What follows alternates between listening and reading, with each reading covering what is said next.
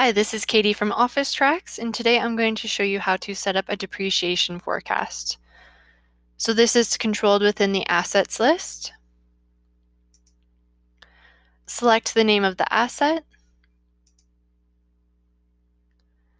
Then you can edit the asset and then enter in the depreciation forecast.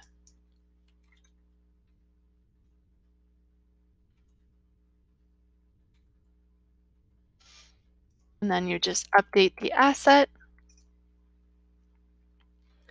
And then on the asset profile, you can click to view the depreciation forecast. If you needed to update any of the details, you can click on the boxes at the top here to edit the information and then save your changes here as well.